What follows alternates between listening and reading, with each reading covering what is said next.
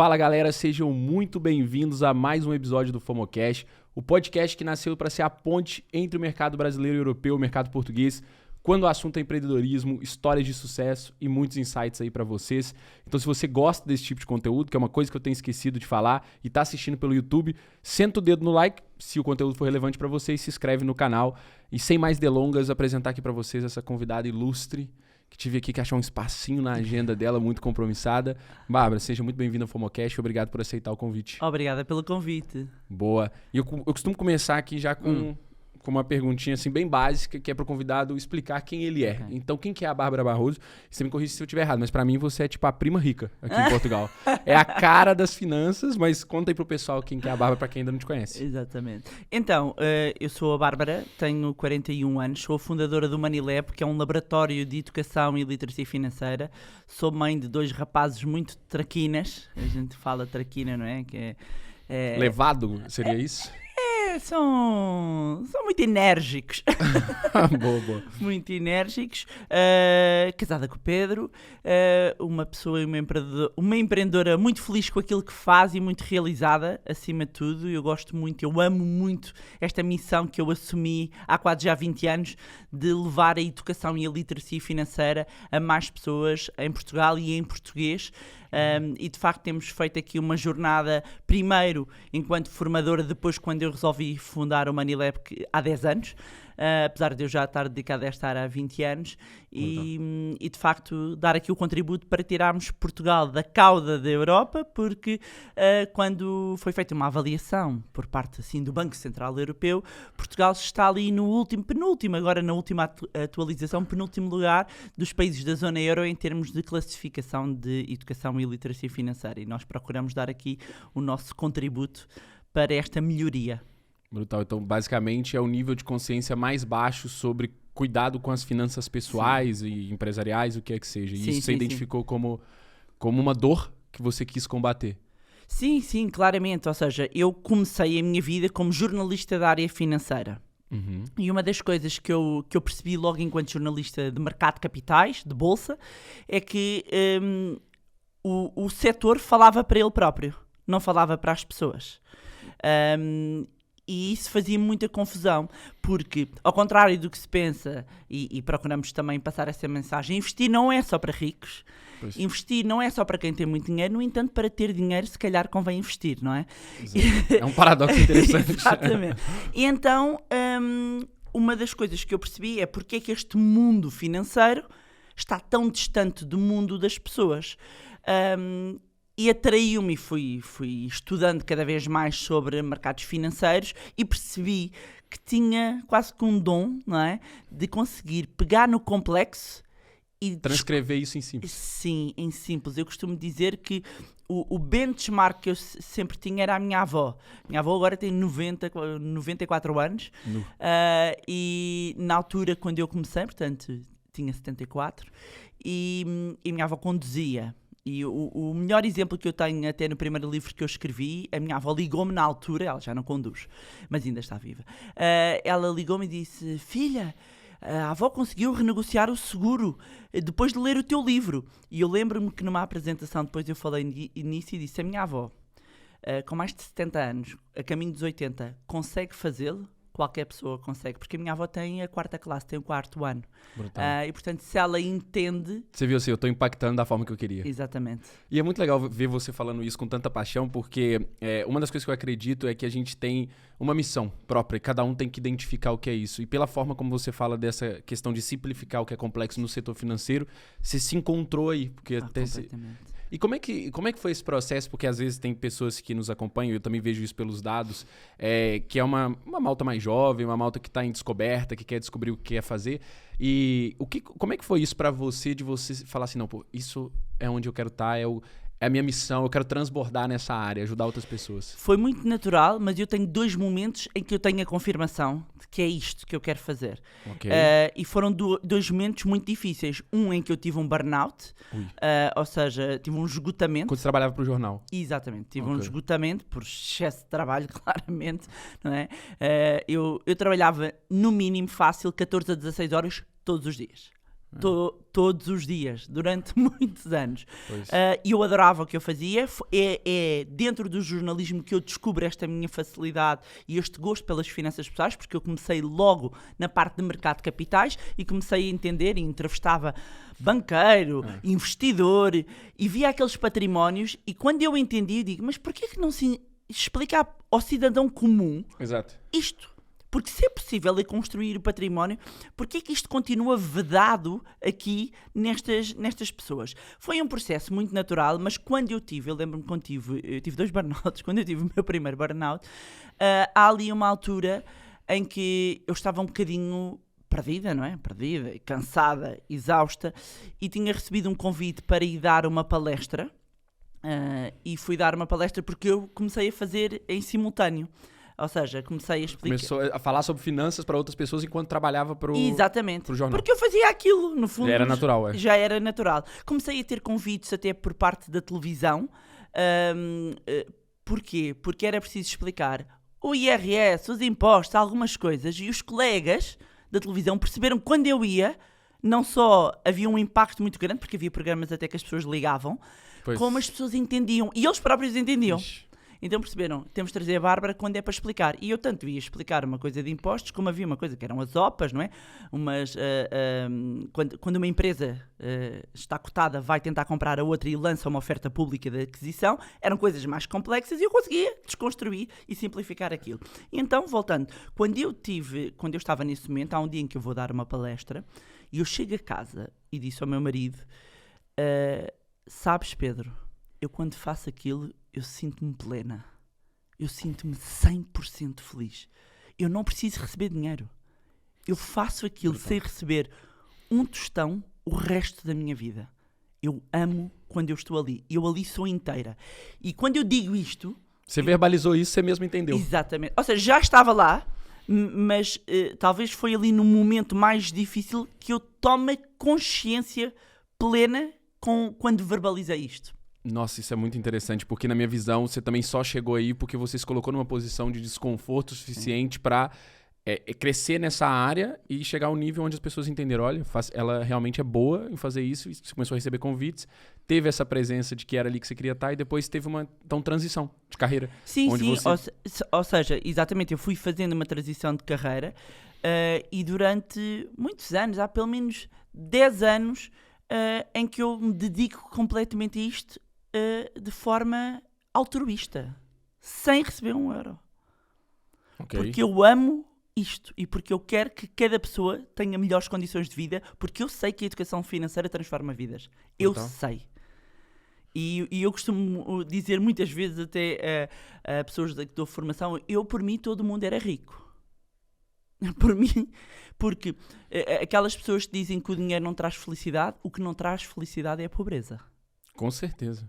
Com certeza. E é uma coisa, a minha avó... Essa frase eu nunca achei que fazia sentido, concordo com você. E a minha avó, que ainda está viva, desde pequenina sempre me levou a fazer voluntariado. Portanto, eu sempre vi de perto e convivi de perto com pessoas que tinham condições socioeconómicas muito diferentes das minhas. E isto mantém-nos os pés no chão. E é uma coisa que eu até procuro transmitir aos meus filhos, é que eles mantenham os pés no chão e entendam que não é por nós termos que todo o mundo é assim. Não devemos sentir culpa. Pois, foi bom você falar isso. Mas não pode acabar temos assim. que sentir culpa por ter dinheiro. Agora, eu acredito que ter dinheiro, o dinheiro amplifica aquilo que nós somos. Se a pessoa é um idiota, vai ser um idiota com dinheiro. Exatamente. Agora, se é boa gente, vai ajudar mais pessoas. Com certeza. E vai conseguir multiplicar, inclusivamente, um conjunto, seja de serviços, bens, dons e bondade mesmo. Eu acredito piamente nisto e vivo isso e vejo isso acontecer. É isso que você diz, até pra mim, elucida muito bem a minha relação com o empreendedorismo. Eu me identifiquei tanto com a parte empresarial, porque eu sinto que é uma das formas de eu transbordar, de eu criar empregos, de eu crescer, de eu impactar, estar aqui, produzir conteúdo, trazer alguém que realmente aporta muito valor em determinada área e levar isso pra audiência. Tudo isso dá essa sensação que você sentiu palestrando sobre finanças. Mas eu queria... um ponto que eu tinha muita curiosidade de te perguntar e não te perguntei pessoalmente, estava esperando o momento do podcast para que essa pergunta pudesse impactar outras pessoas, que é a relação do português com o dinheiro, ok? Porque assim, vem da cultura brasileira, estou há 6 anos cá, encaixei muito bem na vossa cultura, me identifico muito com a vossa cultura, mas tem uma coisa em específico que eu me identifico zero, que eu acredito que tem 4 tipos de pessoas. Tem a pessoa escassa, aquela pessoa que está sempre a faltar. Ai, a guerra na Ucrânia, o coronavírus, o gasóleo, blá, blá, blá, blá. É a pessoa poupadora, ok? A pessoa abundante é a pessoa que transborda. E o que eu enxergo nessas pessoas? A escassa não preciso nem explicar. Aquela pessoa, né, que está sempre faltando, igual eu falei. A poupadora não está sempre faltando. Mas o que ela ganha, ela tem um medo de perder. Uma coisa louca. A abundante, ela é abundante para ela e para os dela. Do gênero, é uma pessoa bem sucedida, mas é low profile. Não estou dizendo que tem que aparecer para transbordar, mas no gênero. Ela se preocupa ali com os dela e com os investimentos dela e tudo bem, tudo anda bem. E o que transborda é mais ou menos o que você tem feito. Tipo, você ganha dinheiro ajudando os outros. Você cresce ajudando os outros. E eu sinto que uma grande parte da população vive muito numa escassez sem necessidade até, porque eu venho de uma cultura, eu venho de um país onde a desigualdade social é gigante, então tem gente muito, muito rica e tem gente muito, muito pobre.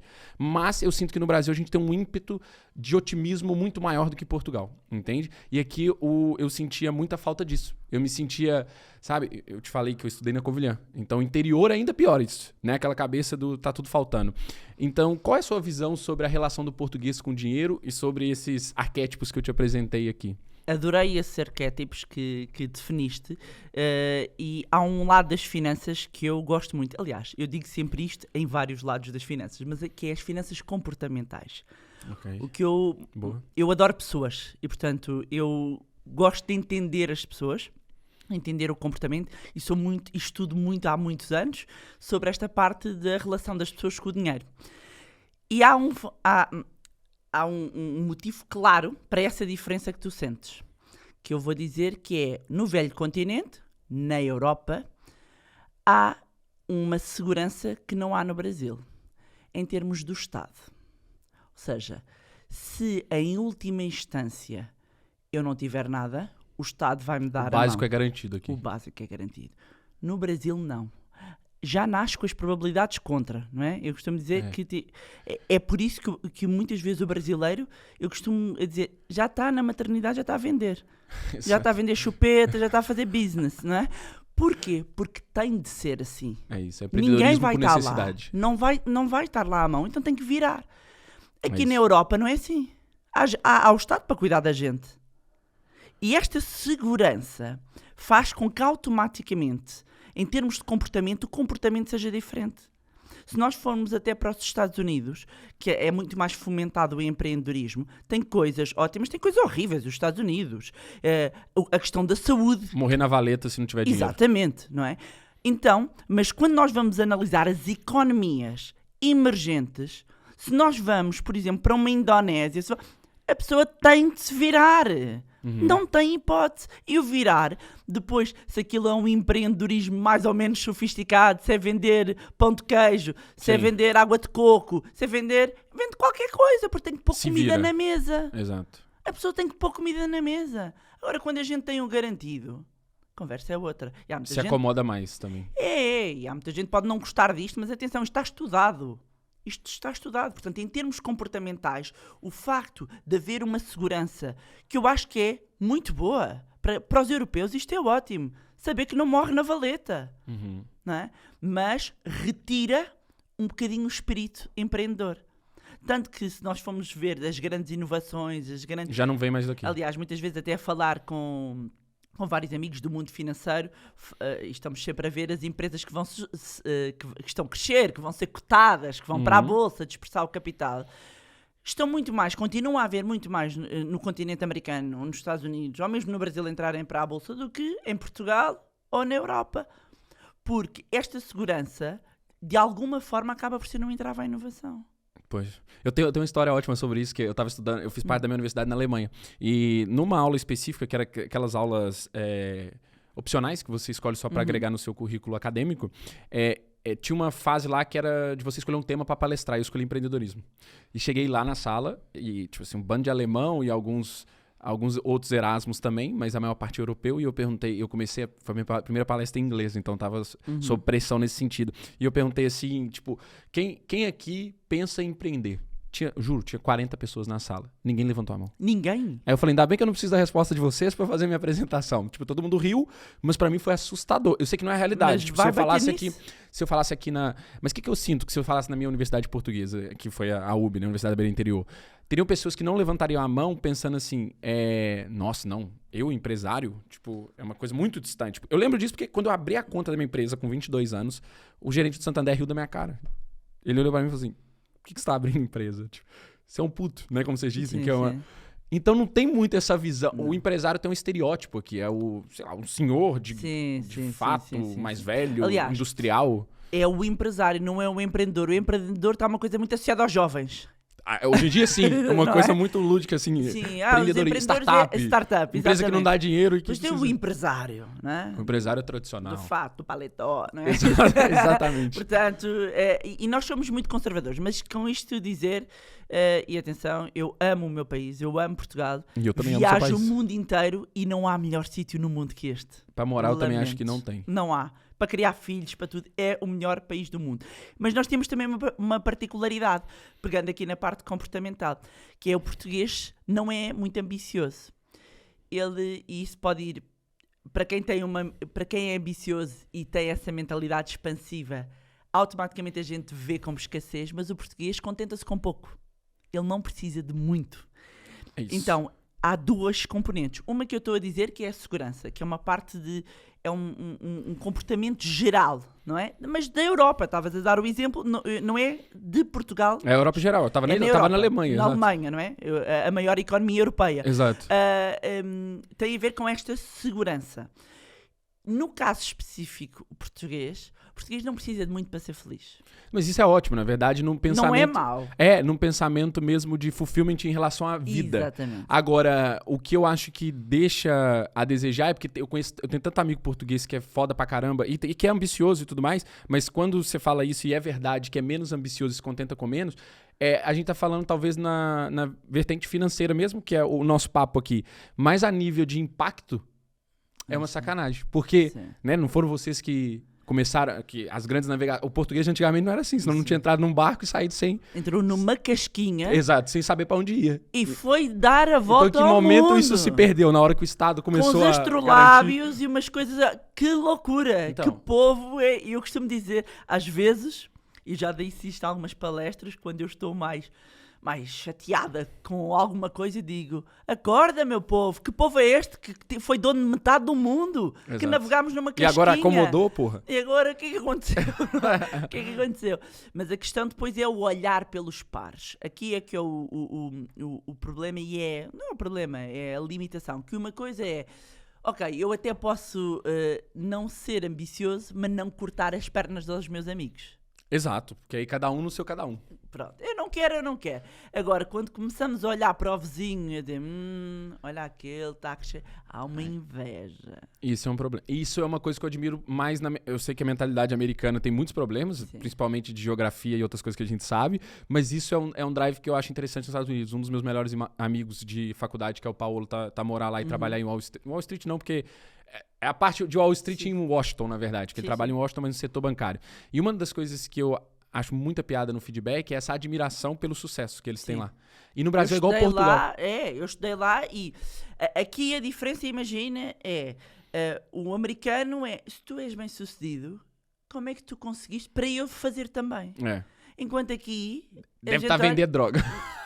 Eu lembro-me, isto eram frases que em miúdo eu ouvia. Aparecia alguém com um grande carrão, deve ser droga, deve ser ilegal, tem alguma coisa, tem esquema, tem coisa, pois. Não é?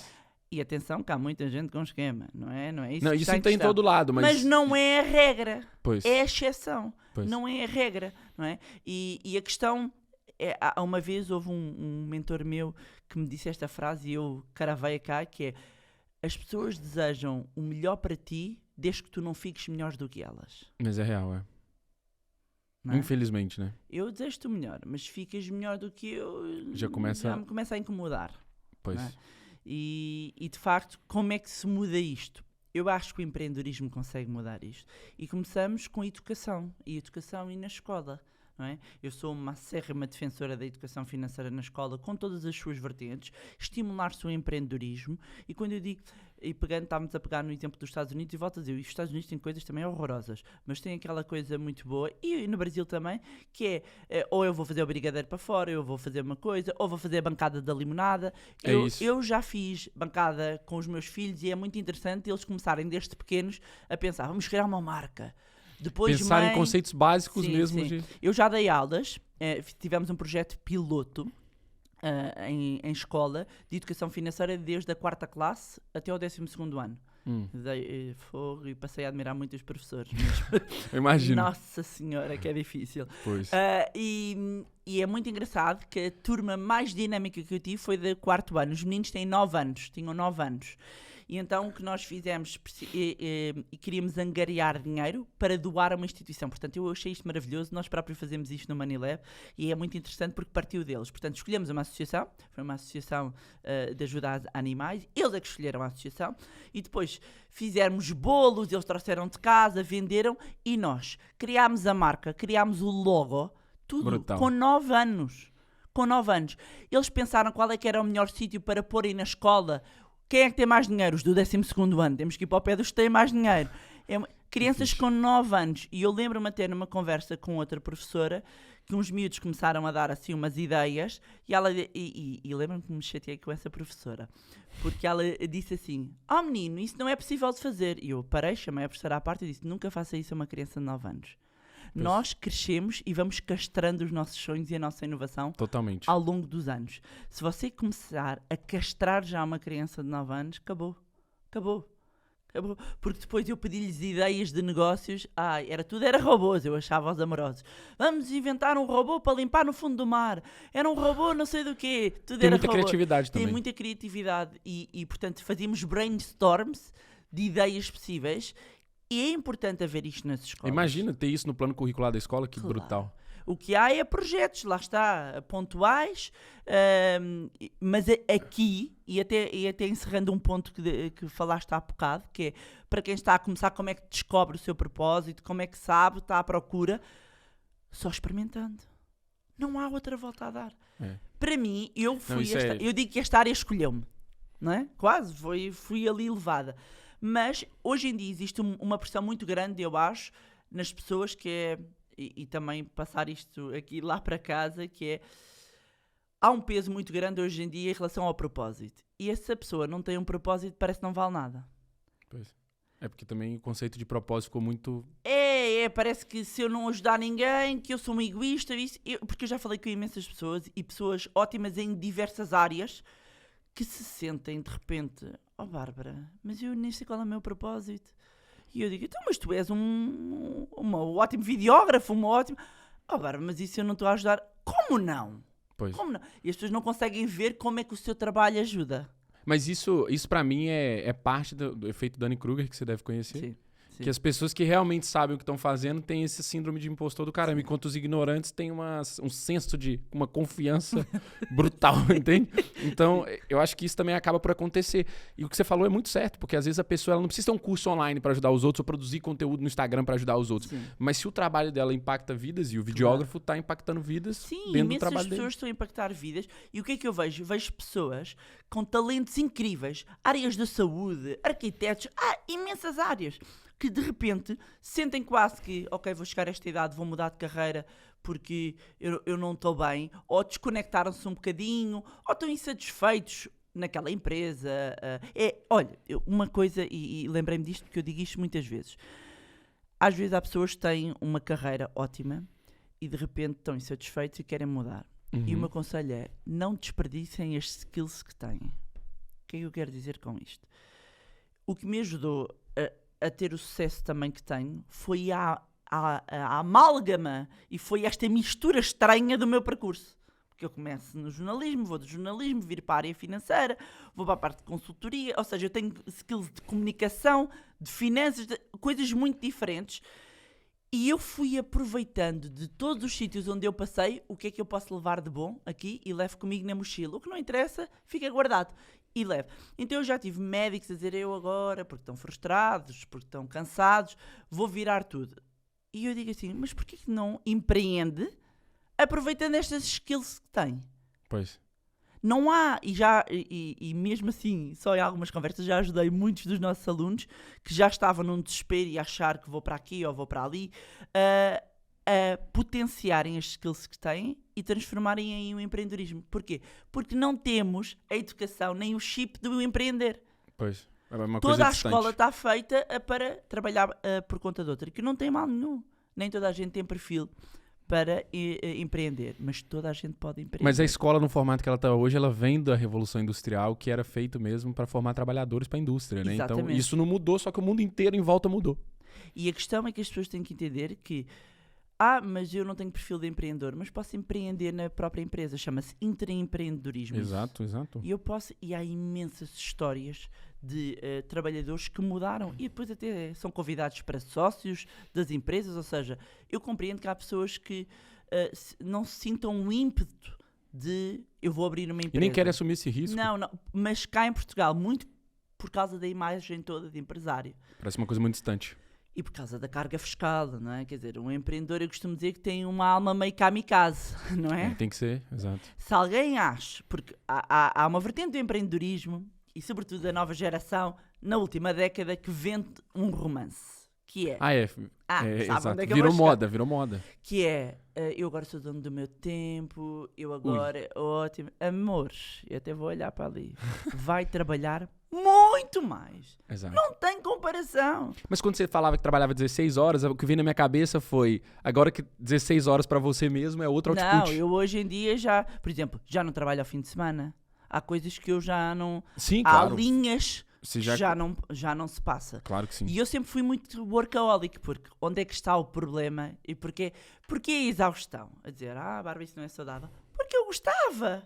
E se perdia, ele entrava num flow e não saía dali. Flow, e isso é um perigo do empreendedor e de quem ama a sua profissão ou de quem ama o que faz. Tem de se pôr fronteiras, porque a gente não distingue. Fica ali horas no computador à noite e não sei o quê. Entra num flow e foi o que me aconteceu. Mais do que uma vez. Depois toma um burnout. Exatamente, não é? Às tantas a pessoa descola. E você falou uma coisa que eu queria construir em cima, porque é brutal, que é a questão do repertório, que é ter skills que depois vão te ajudar em outras coisas. Eu tive a oportunidade de, quando eu estava na faculdade também, de participar de uma startup que era uma ONG, na verdade, chamada Mentes Empreendedores, que ia nas escolas ensinar empreendedorismo. E eu era um dos professores. Foi muito fixe, aqui nas escolas em Portugal. E uma comparação que eu fiz, eu não sei onde que eu li isso, não faço ideia, não lembro, mas é justamente sobre repertório, mas eu quis explicar de uma maneira mais simples para as crianças, né, para o pessoal do secundário e tal. E eu comparei com o Batman. Por que o Batman? Porque o Batman não tem superpoderes, mas ele tem um cinto de utilidades, onde ele tira dali um negócio que agarra no prédio, ele voa, ele tira uma bombinha, ele tira o negócio que ele joga. Então isso é o repertório do Batman. Então você, enquanto profissional, é você construir o seu cinto. O seu repertório, porque aí o que você decidir fazer, isso pra mim, eu nunca tive a oportunidade de contar isso, mas, por exemplo, eu já trabalhei numa loja, quando eu tava pra entrar na faculdade, antes de entrar na faculdade no Brasil, eu trabalhei numa loja de roupa íntima feminina. Ou seja, eu não era o público-alvo, e era só senhoras. Comprava sutiãs e coisa e tal. Ô, Bárbara, 3 meses lá, e eu era pra ser um conceito que tem no Brasil que chama office boy, que é tipo, levar de uma loja pra outra, porque o cara tinha 15 lojas no centro de BH. E eu levava uma encomenda de uma loja para outra. Às vezes tinha uma meia que tinha uma, não tinha outra. E falei assim, como é que isso te ajudou, João? Então, poderia não ter ajudado tanto se eu olhasse para aquilo como uma limitação. Assim, sou office boy, não sei o que. Não, aproveitei aquela oportunidade, comecei a aprender sobre o fluxo do estoque do cara, como que funcionava. E o mais bizarro, e muito engraçado isso, que é 3 meses lá, eu olhava pro peito da senhora, sabia qual sutiã que ela vestia. Eu sabia qual sutiã ela vestia. Eu falava assim, você quer um 52, né? Ia lá buscar, a velha ficava de cara comigo. E no final eu tava vendendo, e nunca um office boy vendeu lá. Só que às vezes as vendedoras estavam lotadas e eu falava assim, olha, não senhora, eu consigo te ajudar. E aproveitar também essas oportunidades. Mas achei super interessante esse efeito Batman, porque de facto é isso, nós... mas Bárbara, mas eu não tenho dom nenhum. Acho difícil. Há alguma coisa, não é? Que a pessoa consegue encontrar uma apetência. E podemos sempre aprender. E a questão é esta, eu costumo dizer que me mantenho como uma eternal learner, uma eterna aprendiz, e eu digo, há uma frase que eu tenho que é Deus me dê saúde porque dinheiro eu faço, não é? Exato. E a única coisa que eu quero é ter saúde, porque de resto eu vou aprender e eu sou muito curiosa. Eu tenho que entender e eu acho que isto foi fundamental no meu processo, que é, eu tenho que entender. E eu só consigo explicar porque eu entendo. E eu só consigo explicar de forma muito simples porque eu sei o que eu estou a falar. E aprender, todos podemos aprender. É isso. E quando eu tenho uma dificuldade, eu vou entender. Se eu não sei, também posso contratar quem sabe. E isso é muito, muito bom e é muito presente. Eu entrevisto empreendedores aqui, então isso é um ponto em comum.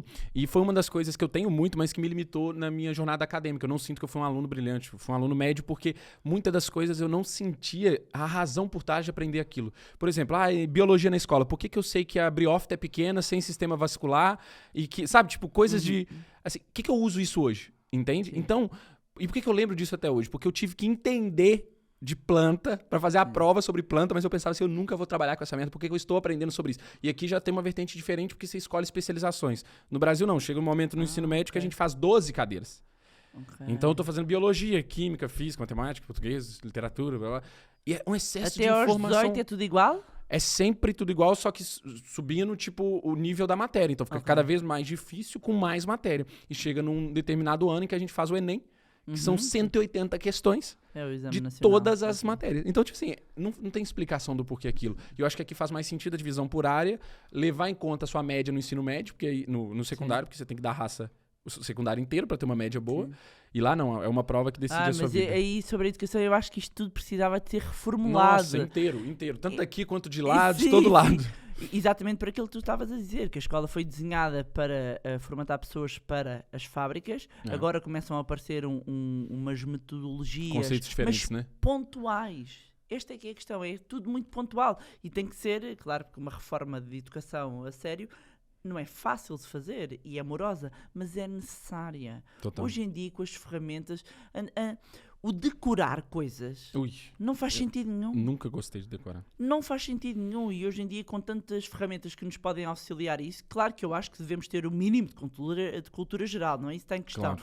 Mas ensinar as crianças a pensar, a executar. Porque uma coisa que eu vou sentindo, até porque tenho filhos e acabo por estar ligado também ao meio académico, é que é muito difícil, hoje em dia, conseguir, lá está, justificar porque é que estão a aprender A, B ou C e manter esse interesse. Como é que a pessoa se vai interessar por certa matéria? E depois também não há uma componente que permita, quer eu saia da faculdade ou do 12º ano e vá experimentar. Em empresas, por exemplo. Porquê que eu não vou experimentar em empresas? Porquê que o estágio é só na universidade? A maioria dos jovens... E o meu filho vai ter que escolher agora a área. Ele sabe mais ou menos, ou seja, há uma lógica. Nós conversamos muito sobre isso também.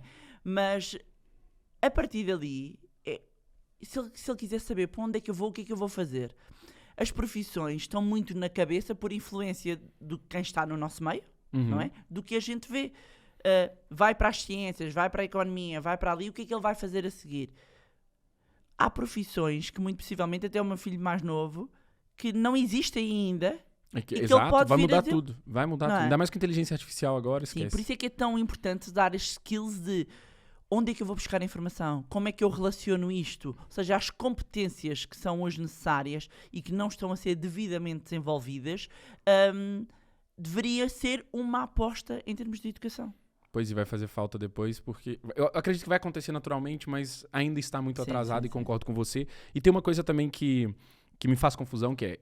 Na minha visão, o jogo do dinheiro ele é mais simples do que parece. Só que as pessoas têm muitos drives negativos sobre isso. É um tabu falar de dinheiro.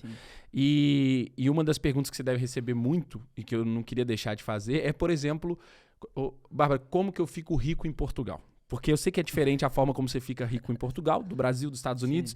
E o que para você seria esse conceito de riqueza? Porque para cada um pode ser diferente. Esse é logo um ponto que mencionas e bem, que é a dificuldade que as pessoas têm em ter clareza o que é riqueza. E nós já fizemos um estudo à procura disso, mas o que é riqueza? E quase sempre chega-se a 1 milhão, não é? É sempre 1 milhão. É sempre 1 milhão, porquê? Porque se passa a ser milionário, não é? Hoje em dia, qualquer dia com a inflação, 1 milhão não dá para... vale nada. Não vale nada, não é? Pronto. Mas a verdade é que haver esta clareza de riqueza pressupõe que as pessoas pensam sobre isso. E aqui começa o outro ponto. As pessoas não pensam sobre dinheiro. As pessoas andam no flow. Andam no flow do dia a dia. Recebem um salário, pagam as contas, recebem o salário, pagam as contas. Corrida dos ratos, né? Exatamente. Portanto, sobrar ali alguma coisinha dá para poupar, eu vou para as férias, vou para isto, e é isto.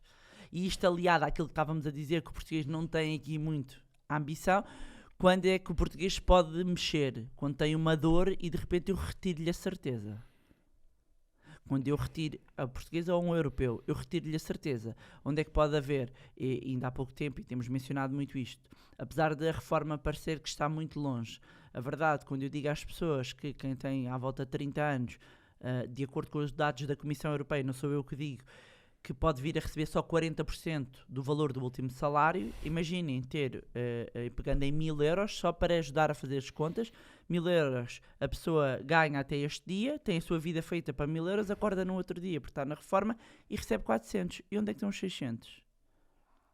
Era aquele que devia ter poupado. Mas é porque a reforma é um sistema de pirâmide disfarçado, né? Que os é mais velhos vão receber dos mais novos, cada vez tem mais velho do que novos trabalhando. Exatamente, vivemos cada vez mais anos, portanto, isto nem é preciso ser bom em matemática para perceber que há um desequilíbrio cada vez maior e há cada vez menos pessoas a contribuir para o sistema, porque se nascem menos pessoas, se há menos jovens a contribuírem para pagar as pensões atuais e há mais pessoas a viverem mais anos, há claramente aqui um desequilíbrio. Mas não existe esta noção, só quando eu às vezes falo disto, é que a pessoa pensa, se calhar tem que começar a pensar nisso, não é? Então, que é para não perder o padrão de vida. Eu nem sequer estou a dizer para enriquecer. Exato. Para não perder. E isso já começa a assustar as pessoas. O português. É aí que você, na minha visão, é aí que você deve pegar a maioria dos portugueses. Porque cai a ficha de que depender do Estado é muito perigoso. Não, eu só tenho que fazer isto e pronto. E para mim chega. E quando eu digo, mas não vai chegar. Porque vai ser menos do que você está esperando. E a pessoa, como assim não vai chegar? Então como é que eu faço? Tem que ter uma poupança privada. Pois. Não tem que construir o próprio... Não há. E vou dizer, se estiver à espera do Estado, quando chegar àquela idade, não vai ter o dinheiro lá. E vai ser um problema. Numa idade mais velha. Não é que não seja possível empreender de forma mais velha. Temos imensos exemplos desses também.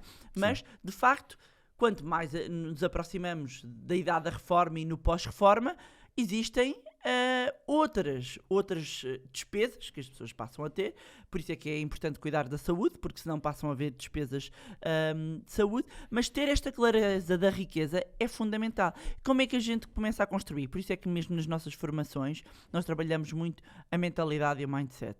E para o português isto parece esotérico.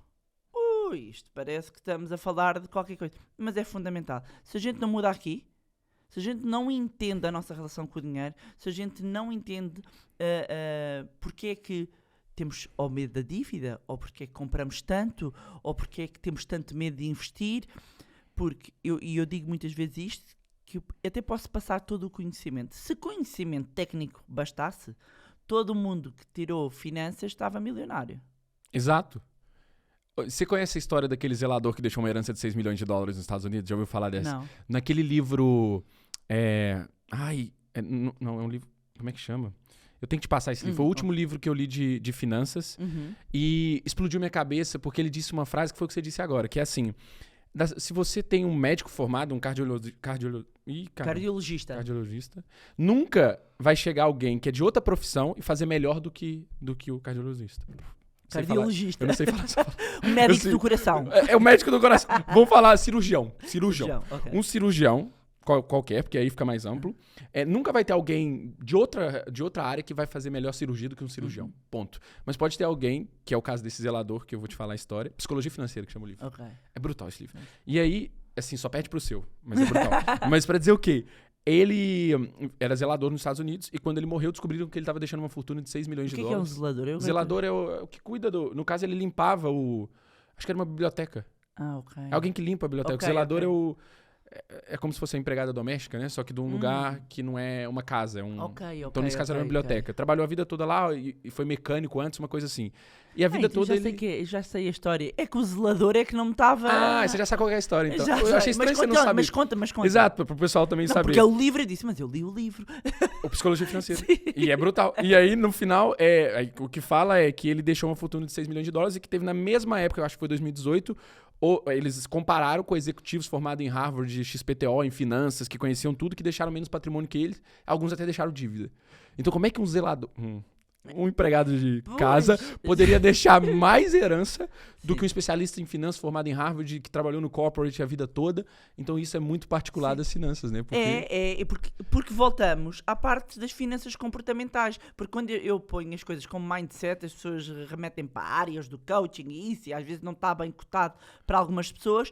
E o português então precisa de muita objetividade, fica ali muito preso, e eu digo, ok, então vamos às finanças comportamentais, que deu prémios nobres, já, as finanças comportamentais, e se nós entendermos que a diferença é que há uma consistência, há um investimento ao longo do tempo, e é uma pessoa que não se deixou levar pelo ruído dos mercados de tem que comprar, tem que vender. Consistência, fazer a mesma coisa. Consistency compounds. A consistência capitaliza e faz crescer. Portanto, é fazer a mesma coisa repetidamente, aborrecidamente, sempre, sempre, sempre. É disciplina. A disciplina do poupar e do investir é o que permitiu. Agora não me estou a lembrar como é que está no livro. Agora fiquei o zelador. Você ficou com o zelador na cabeça. Com o zelador. Mas é verdade, porque se fosse só a componente técnica, todo mundo de economia e finanças. Ele teve é porque fala também, e pra mim eu me identifiquei muito com essa frase, que é, na equação do sucesso, o tempo tá no expoente. Sim. E é verdade, ele exponencia os seus resultados consoante você mantém esse padrão. Sim. E o que ele fez foi investir no S&P 500 durante 30 anos. Portanto, resumindo, eu tenho que mudar a minha mentalidade. Eu mudando a minha mentalidade, eu pelo menos tenho que ter aqui quando eu falo de educação e literacia financeira, não é para nós sermos analistas financeiros. O meu objetivo não é fazer das pessoas analistas financeiros. É eu entender sobre o meu dinheiro e eu tomar melhores decisões, ou mesmo que eu delegue no banco, na seguradora, na corretora, eu saiba fazer as perguntas certas. Não sou enganado. E este aqui é o ponto. A partir daqui, pegando nesse exemplo até, é mantermos um hábito e uma consistência de poupança e investimento. Poupança e investimento. E Hollywood passa muito, eu costumo dizer, aquele espírito quase de lobo do Wall Street, não é? Uhum. É mais sexy, né, do que muito mais sexy. Eu estou a tentar dizer isto há imensos anos, que é conseguir construir património ao longo do tempo é muito mais aborrecido do que se pensa. E é mais fácil, no sentido de menos trabalhoso, eu manter simplesmente a consistência e a aportar valor todos os meses. É o hábito. Poupa e investe. Por isso que pra mim investir é igual exercício físico. Porque é a mesma merda. É difícil manter a consistência e as pessoas querem resultados. Pro verão, quero chegar assim no verão. Mas é isso. Querem tipo, Bárbara, eu perdi X, estou a perder X. Então, mas quanto tempo tens de investimento? 9 meses. Really? Então. 2 anos. Mesmo 2 anos não é relevante. Pois. Nós temos que pensar em décadas. Pois. Em décadas. Portanto, em 10 anos, 20 anos, 30 anos. Só que é muito difícil para o ser humano, tem a ver com a forma como nós estamos programados. O ser humano está programado para o curto prazo. Sim. Não é? Resolver problemas, sentir-se a segurança no curto prazo. Portanto, a noção de muito lá à frente... Eu sei lá se eu vivo até lá à frente. A vida é hoje, né? Que costumam dizer. E no Brasil a gente tem muito isso. Sim. Passa de 12 vezes que a vida é hoje. Isso é um grande problema. Que depois você vive pra pagar. Mas eu acho que existe aí uma dualidade, por isso que eu acredito num equilíbrio entre isso. Porque, por exemplo, a minha opinião pessoal, eu não admiro o que esse zelador fez. Porque eu acho que ele esqueceu de um fator essencial que é o desfrute. Viver. Então, zero me identifico, sabe? Eu realmente vejo... Na minha visão, eu sou muito melhor em fazer dinheiro do que investir nesse momento. Uhum. Ainda tô no jogo de aprender a investir, que é um processo também. Sim. Mas eu acredito muito nesse... Nem gosto da palavra equilíbrio, porque eu acho que a vida é um constante desequilíbrio que depois equilibra. E também não gosto da palavra segurança. Segurança no sentido de... Sabe que as pessoas buscam... Vai para um cargo público que é mais... Não é segurança, é estabilidade. Tem uma frase do Flávio Augusto que eu adoro. Que estabilidade não existe. E eu considero isso. Eu acredito que a única estabilidade que eu sinto, e aí parece arrogante da minha parte, é em mim mesmo. Eu sinto uma extrema confiança de que eu tenho eu tenho um repertório e um conjunto de skills que vão fazer com que eu tenha sucesso. Por isso que eu acho que numa fase, e aí eu até queria trazer esse debate, que é, por exemplo, numa fase entre 20 e 30, eu não tô tão preocupado, eu sei que, tipo, é importante já separar sempre uma grana e tudo mais, odeio a palavra poupar, eu sempre falo investir. Eu sei que aqui é muito mais normal porque a pessoa entende rápido. Poupar não, mas esse é um ponto importante que estás a mencionar, porque poupar está associado para muitas pessoas a escassez. É uma escassez. Eu sinto isso. Quando eu falo a palavra poupar, me parece uma coisa que... Não é que Agora, não investir é pegar em parte do que eu faço e colocar num lugar que eu acredito que vai me rentabilizar. Aí eu sinto isso. Mas dos 20 aos 30, eu tô num drive muito de investir em mim e nos meus negócios, porque eu acredito que o leverage que ele pode trazer, amanhã eu vendo o negócio e ponho 2 milhões no bolso, eu passaria a vida toda pra guardar 2 milhões. Entende qual que é meu? Sim. Eu não sei se é certo ou errado, mas simplesmente é o que eu sinto. Porque é onde tá a minha vantagem competitiva. Eu tenho mais facilidade em fazer coisas acontecerem do que ter a disciplina de... Por mais que eu saiba que é essencial para a construção de patrimônio no longo prazo. Mas queria saber a sua opinião sobre isso. Não, é muito interessante e eu vou-te dizer que eu vivi esse dilema. Ok. Aos 20 anos. Mais ali perto dos 30. Vivi ali o dilema que é com a consciência que eu tenho que poupar e conseguia ir fazendo sempre... eu sempre tive vários trabalhos ao mesmo tempo. Porque eu tinha que ganhar mais dinheiro. Porque eu sabia que há um teto para cortar, mas não há teto para ganhar. Então, se eu queria...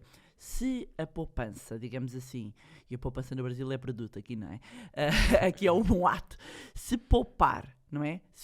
É a diferença entre as receitas e as despesas, eu tenho 3 formas. Ou corto as minhas despesas, ou aumento as minhas receitas, ou faço os 2 ao mesmo tempo. Então eu percebi que eu vou ter que fazer os 2 ao mesmo tempo. Chega um momento em que eu cortei até onde dava, não dava mais, não havia mais nada para cortar.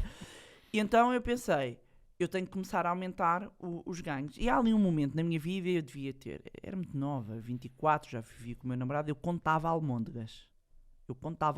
Comprava no Lidl 12 e dividia em 3 e punha mais arroz. Mas isso não era viver em escassez, na sua opinião? Era viver como dava, amigo, porque eu tinha que pagar a conta. E isto, são várias mensagens que eu quero passar. Às vezes a gente tem que fazer o que tem que ser feito. Ok, não. Mas eu não sou apologista de viver de latas de atum. Okay. O que é que eu quero dizer com isso? Na escassez. O cortar no cafezinho. Por amor de Deus. Significa que eu tive que contar almôndegas num determinado período. Mas eu não queria ficar ali. Ok, esse é o primeiro drive. Ou seja, eu não queria estar ali. Eu fiz porque tenho que fazer. E isto sou eu, Bárbara, na minha vida toda. Se amanhã tivesse de descer 20 graus, eu descia. Eu faço o que tem de ser feito, mas não aceito aquilo como vida para sempre. É isso. É uma transição. E esta é que é a grande diferença. E então eu tive esse dilema, não é? Então, eu quero poupar, Então, mas eu não estou a viver. E depois quando tu pões filhos na equação... o buraco é mais embaixo. Porque entra um terceiro dilema porque tu passas a ter uma pessoa que depende de ti. Isso deve dar um drive bizarro também, não? Mas ao mesmo tempo gastas mais dinheiro. Não, sim, na prática gasta mais dinheiro. É absorvida, não é? É claro que sim. E passas a ter outras despesas. E como é que eu conseguia fazer isto? Então, o ponto para mim é exatamente quando eu volto. E eu tenho muitos momentos em que eu já sabendo, a gente tem aquele clique e é assim como eu disse aquela frase, mesmo já fazendo aquilo há quase 10 anos ou 8, que eu tive o clique, há ali um momento que eu digo, pá, eu não estou para viver assim. Eu vou-me esfalfar a trabalhar. Depois teve outra paga, né? Mas eu vou trabalhar mesmo para conseguir ganhar mais. Porque eu não quero viver assim. Porque assim, entre andar a contar e não ir a lado nenhum, ou trabalhar um bocadinho mais e poder gozar, eu preferia trabalhar mais, gozar e ainda poupar. Mas aí era ainda quando na sua vida você trocava a hora por dinheiro, certo? Porque depois que você descobriu, entrou no conceito de escala, onde você tem negócio, sim, mas... esse jogo muda.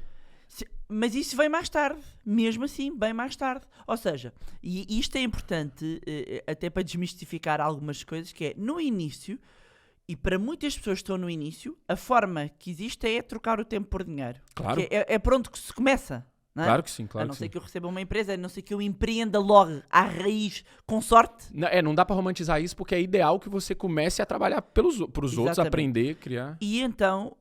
eu trocava tempo por hora, eu fazia muitos freelancers e conseguia escalar. Okay. Houve uma altura que eu tirava o dobro do meu salário fora. Ui, e por que você ainda seguia onde você tinha o salário? Porque eu gosto. Eu fico nas coisas porque gosto. Entendi. Mas você tirava o dobro também na parte de finanças, ou não? Não. Sim, acabava por estar ligada eu escrevia, porque você era jornalista antes de fazia ser... conteúdos, mas já da área financeira. Ok. Só que eu escrevia. Houve muitas newsletters até de especialistas aí que você que escreveu, né? nem tanto especialista, porque acabei por ser a pioneira, mas muitas newsletters de corretoras.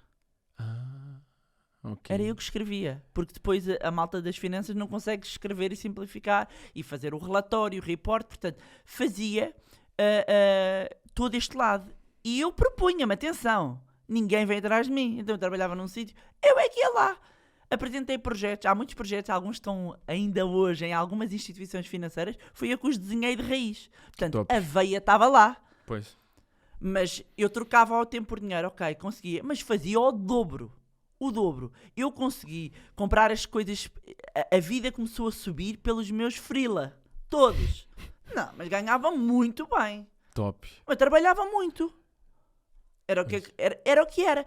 E eu acho que é aí que começa-se a desenhar o Money Lab, é neste lado daqui.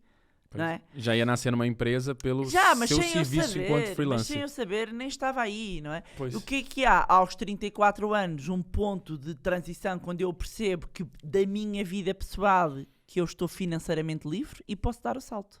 Então tem pouco tempo que você tá na parte empreendedora da coisa, porque você tem o quê, uns 38? Era bom, tenho 41, já disse. Então já tem uns tá aninhos. A querer música. Já tem uns aninhos que você empreende, Sim. E então, a verdade é que, atenção que eu tive outras empresas. Eu tive uma empresa de gestão de redes sociais. É mesmo? Há muito tempo. Porquê? Olha, até é muito engraçado. Eu acho que nunca contei esta história. Boa. Exclusivo FOMOcast, galera. Nunca contei esta história. Social Beat era como se chamava. Que fixe. O nome era bom. De beat, de batida, e Sim. de social, porque se a pessoa não estiver na rede social está morta.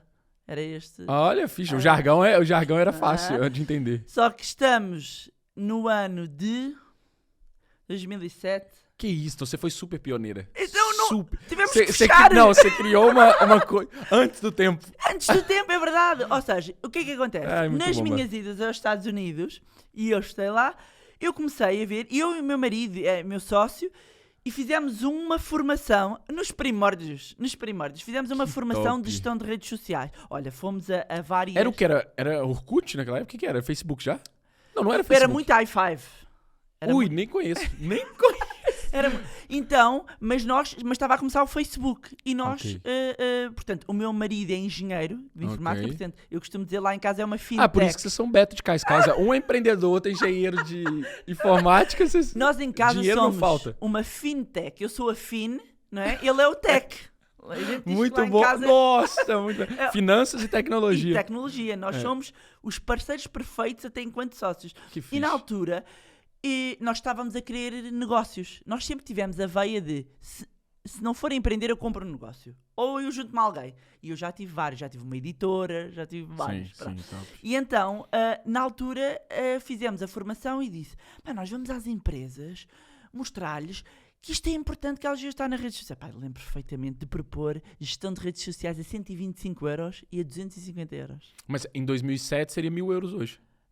Não sei. Eu já te vou ver ali a data, que eu tenho que ir ao meu LinkedIn para me Para lembrar a saber data quando- da fundação. Exato. Olha, andámos um ano a bater portas, aquilo foi um flop. A gente hoje em dia ri-se e diz assim: olha agora, queriam por este dinheiro que a gente... Pois, exato. Não, mas brutal. Mas À foi- frente do tempo. Foi antes de tempo.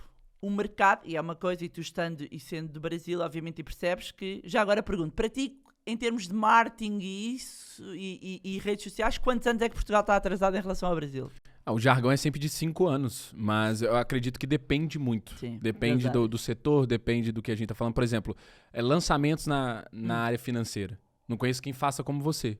Você tá dentro desse contexto. No Brasil, você balança uma árvore, cai um especialista em finanças hoje em dia. Depois Mas do está a Thiago começar a ser Nigro, assim, depois sim, do... sim, Entende? sim. Então começou a bombar Sim, muito. mas imagina, falando no empreendedorismo, o antes de tempo, às vezes não é a questão do negócio que é mau, o timing. Porque você tem que acertar no timing também. Ela senão não foi o timing, claramente foi um timing completamente ao lado. Pois. Depois já tive uma editora e que trabalhava a área de luxo, que é uma área que eu gosto muito. área do luxo. Ok. Tive uma formação extremamente maravilhosa há muitos anos. Eu sou uma curiosa, portanto, as pessoas não fazem a menor ideia do que é que eu já fiz.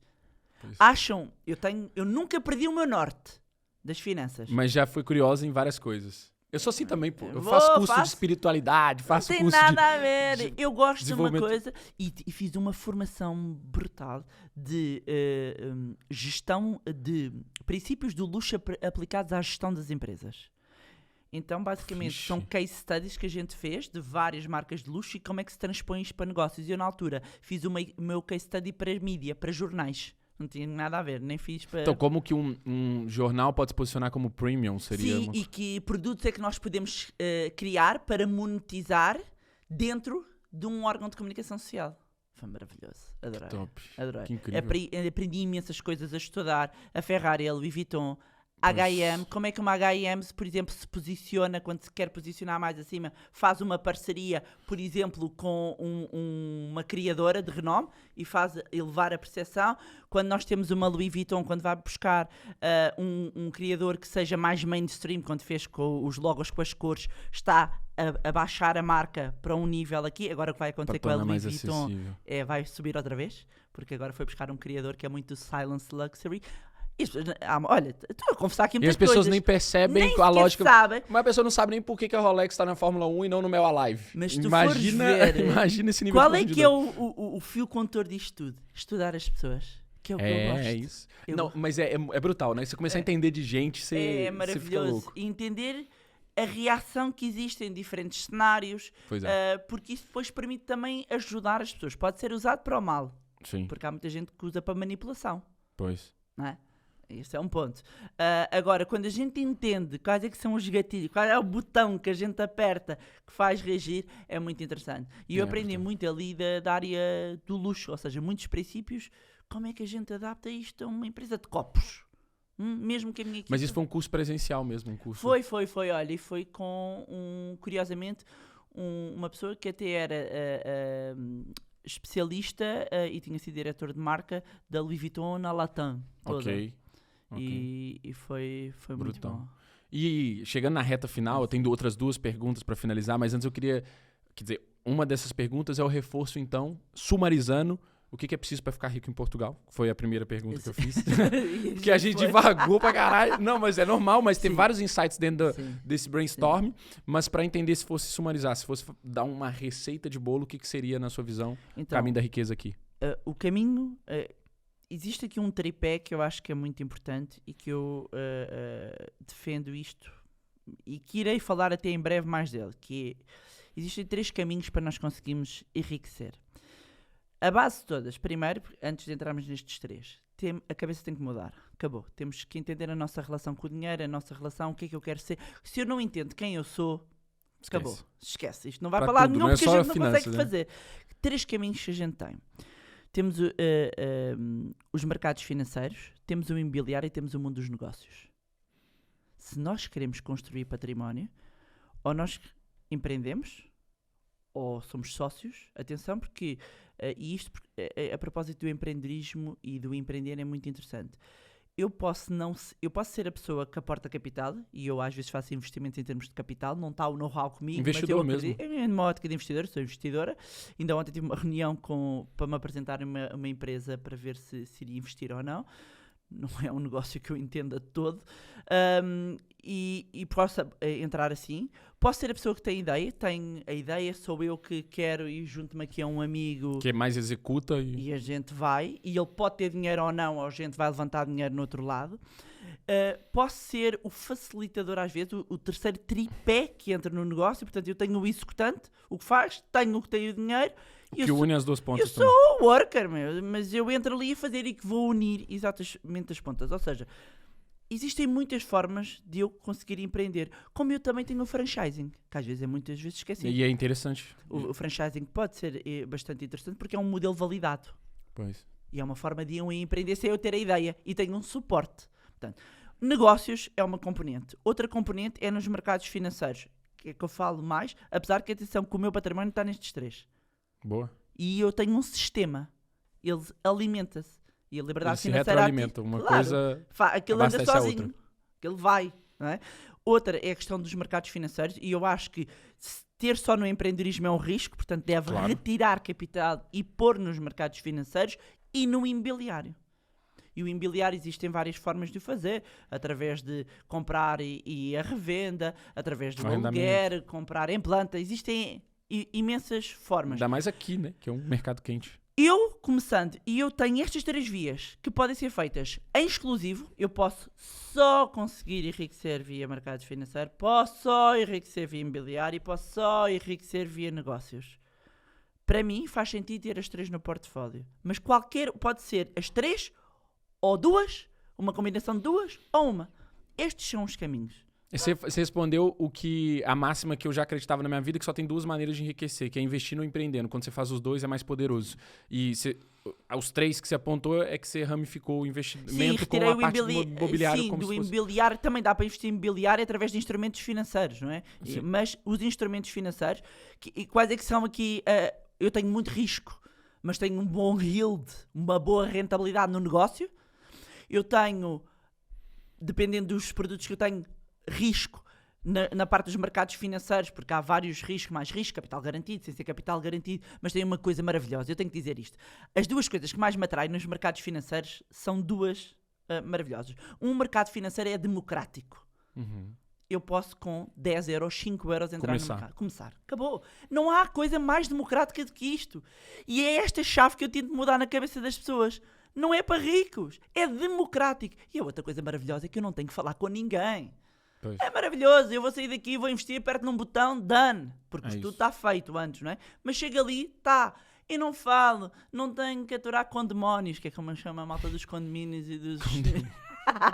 Faz sentido. Não tenho, não é? Mas depois, e temos o imobiliário. O português gosta muito de casas. Nossa, eu ia dizer isso. O português gosta muito sonho do ponto. Primeiro é comprar a casa dele, depois é ter que comprar uma para arrendar. É o seu primeiro investimento, não é? E a questão é... Por isso que estamos numa bolha também. Há risco também, e atenção, porque depois isto do ponto de vista económico, se eu trabalho em Portugal, se eu tenho risco em Portugal, se eu recebo o meu salário, se os meus investimentos imobiliários são em Portugal, eu tenho uma coisa que se chama, agora vou ser um bocadinho até, risco país. Pois. Tenho risco país. E o risco país, tenho risco da moeda também, mas tenho o risco país. Se acontece alguma coisa, se nós temos, como tivemos cá a Troika, e de repente vai imobiliário e vai tudo para ali abaixo. Mas os olha o tripé, olha o tripé. Lá está, nunca pôr os ovos todos no mesmo cesto. O tripé, onde é que eu posso? Os mercados financeiros eu vou diversificar. Eu investo daqui para o mundo. Eu sou sócia das maiores empresas a nível mundial. E quando eu sou sócio, e isto tem que se mudar, que a pessoa quando investe não está a jogar na bolsa, está a tornar-se sócio, eu estou a participar nos lucros futuros dessa empresa. Exato. Não é? E portanto eu vou receber, a empresa vai bem. Olha, tenho uma só para finalizar, que os meus filhos são maravilhosos, e sobretudo o meu filho mais velho investe desde os 6 anos. É verdade. Ainda ontem disse assim, mãe, saiu a quem será, hein? Quem será? E ele agora tem 13 e dizia-me assim, mãe, aquele dinheiro que eu tenho que recebo, porque ele recebe semanada, e tem o dinheiro dos presentes dos avós e isso tudo, está lá muito dinheiro e eu quero investir aquele dinheiro. Ok, mãe? E eu, ok, filho, vamos investir. E porque eles têm investimento e eu escolho as ações com ele. E uma das ações que um deles tem, e não é aconselhamento, mas é só para explicar a graça disto, que é um deles tem, o outro não, McDonald's. Achei que você ia falar da Disney. A Disney é uma das minhas empresas preferidas. Pois. E eu tenho no portfólio, mas não, são rapazes, portanto... Não faz tanto sentido. E 13 anos já está quase na puberdade, já está querendo investir na Red Bull. 14 agora, e então ele muitas vezes, até mais novo, dizia para o irmão, ou se encomendávamos McDonald's ou ias ao McDonald's, ele dizia assim, come um hambúrguer que estás-me a dar dinheirinho. É isso, que top. Olha a mentalidade, como é que muda. Mas top é demais. assim a falar de dinheiro que a gente pode explicar às crianças. Os meus filhos sabem que se vende mais hambúrgueres, a empresa gera mais dinheiro, se gera mais dinheiro, ele depois distribui e ele, sendo acionista, ele recebe. Muito fixe. Muito top. Isso é muito legal e dá uma inspiração pra malta também, que já tem filho e tudo mais. Porque já ouvi muitas histórias de pessoas muito bem-sucedidas que optam, né, por dar uma ação de... Não sei se você conhece o Barsi, que é um dos maiores investidores de pessoa física do Brasil, e ele fazia isso com a filha dele desde novo. Sim, e hoje ela é uma máquina do... Eles recebem ações nos anos. Pois, exato, até hoje, né?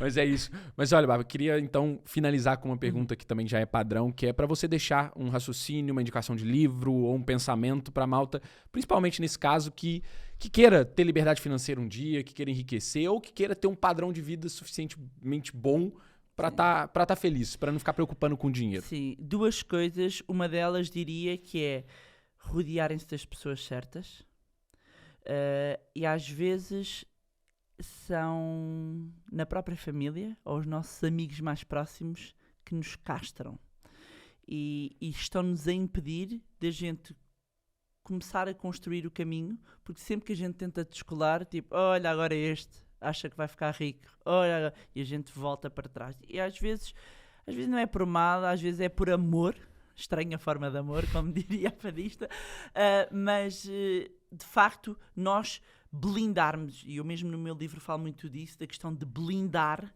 E houve uma altura mesmo na minha vida que me tive que blindar, porque não estava a dar. Porque eu sempre queria dar um passo, plantavam ervas daninhas na minha cabeça. E eu assim eu não consigo crescer. Portanto, e investir em si próprios. O melhor ativo que nós temos para começar é as nossas ferramentas, é a nossa cabeça, é as nossas skills. Quando nós entendermos que é em nós que está o poder da transformação, a gente não está dependente do governo, do Estado, não estamos, vai chover, vai fazer o clima, não interessa, todos temos 24 horas, e costumo dizer que o tempo é o fator mais equitativo do mundo, não interessa em que país a gente vive, se tem muito dinheiro, se tem pouco, todos temos 24 horas, escolher o que queremos fazer com elas, e que às vezes nós temos que fazer o que tem que ser feito, em prol de algo maior, mas também não deixem de viver, porque é importante. Mas encontrar o equilíbrio. E esse ponto de equilíbrio é diferente para cada pessoa. E o que serve para o amigo pode não servir para mim. Portanto, conseguirmos manter aqui no nosso trilho, por vezes significa que eu tenho que criar um ambiente e olhar para mim um bocadinho numa vertente. Parece meio egoísta, mas até nos aviões, a máscara de oxigênio quando cai, primeiro é para nós, porque se não tiver em nós não conseguimos ajudar os outros. Brutal. Que corte maravilhoso que você me deu agora. Não, brutal. Simplesmente você falou de conceitos que eu acredito muito, que é primeiro o autoconhecimento, a pessoa se conhecer.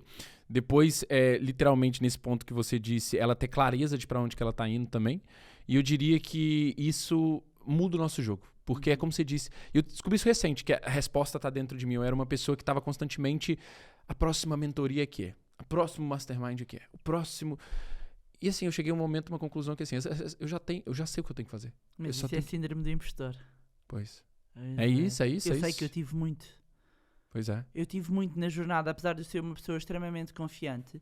Como eu fiz uma carreira ao contrário, e só para finalizar, eu fiz uma carreira contrária, portanto, eu venho do jornalismo e para ser aceito no mundo financeiro, eu vou estar, ainda este ano, vou estar em Wall Street, a ser recebido em Wall Street, com grandes figuras, e vou a Davos, ou seja, eu consegui entrar e ser respeitada. Só que o fator de ser mulher e uma mulher que não vinha da área financeira pura e dura, levava-me a eu achar que eu precisava ter aquela formação, aquele isto. Então não parava, João. Eu não parava. E até eu entender que aquilo... Onde é que estava a fronteira entre eu ser uma pessoa que gosta de aprender e o síndrome de impostor que não me deixa parar porque eu acho que ainda não sei o suficiente. É aquela necessidade de validação que a gente tem. Sim, tive isso. Já estou em paz há alguns anos. Mas não, claro que sim, claro que sim. E isso é um processo mesmo. Igual eu disse, pra mim foi recente essa... Caiu a ficha, sim. Mas é muito importante a gente ter essa descoberta de que tá na gente o que a gente precisa. Sim, é acessar, é conseguir acessar. Boa. Bom. Bárbara, muito obrigado pela sua presença. Foi brutal. Passou assim... Nem quanto tempo deu, Aí, passa, geralmente é 50 a 1 hora. A gente passou direto. Malta, galera, espero que vocês tenham gostado. Se inscrevam no canal. E como eu sempre digo, é só o começo.